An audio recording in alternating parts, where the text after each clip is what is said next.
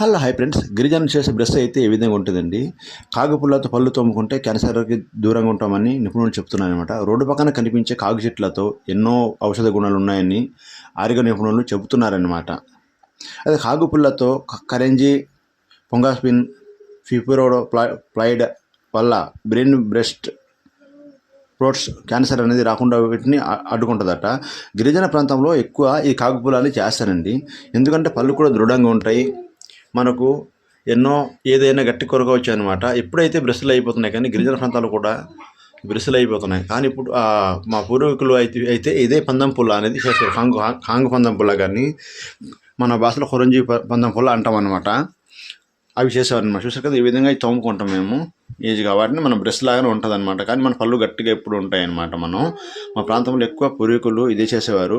ఈ జనరేషన్లో కొద్దిగా మారుతున్నాయి, అప్డేట్ అయిపోతున్నాయి అనమాట బ్రష్లు అని చెప్పి. లేదంటే ఇదే ఇప్పుడు కూడా చాలామంది ఈ కాగు పుల్లనే చేస్తారనమాట. పందం పుల్లగా ఇదే వాడతారు ఎక్కువ మన ప్రాంతంలో అయితే. ఫ్రెండ్స్ చూడండి, ఈ విధంగా అయితే మేము బ్రష్ 4 గీసినట్టే ఈ విధంగా గీస్తాం అనమాట. ఫ్రెండ్స్ చూసారా, మనకైతే ఫ్రెండ్స్ బాత్రూమ్కి అయితే బయట వెళ్తాం. ఈ విధంగా బయటకు వెళ్ళిన తర్వాత బాత్రూమ్కి వెళ్ళి వచ్చిన తర్వాత పందం పుల్ల అయితే మేము చేస్తాం అనమాట.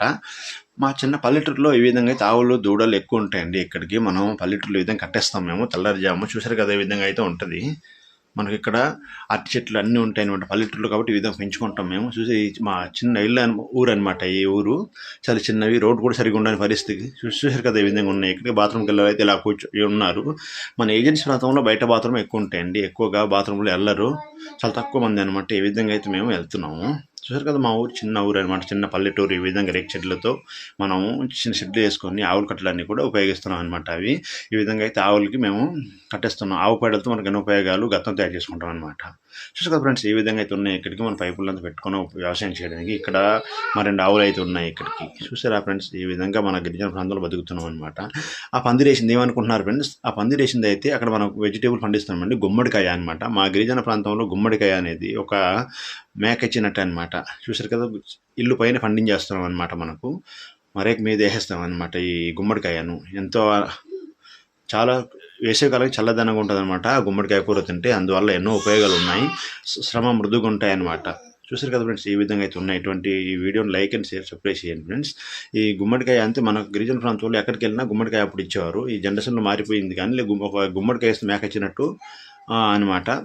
అందువల్ల మనం ఈ గుమ్మడికాయ అనేది మాకు తరతరాలుగా ఉండిపోతాయి అనమాట. ఎక్కడికి చూసినా పందిర్లేసి లేదా ఇల్లు పైన లేదా గరువుల్లోకి పండించేస్తాం అన్నట్టు మా గిరిజన ప్రాంతంలో ఎక్కువ అనమాట. ఈ కొన్ని ప్రాంతంలో మాత్రం కనిపిస్తాయి ఫ్రెండ్స్. ఈ వీడియోని లైక్ అండ్ షేర్ సబ్స్క్రైబ్ చేయండి. ఓకే ఫ్రెండ్స్, ఉంటాను, బాయ్.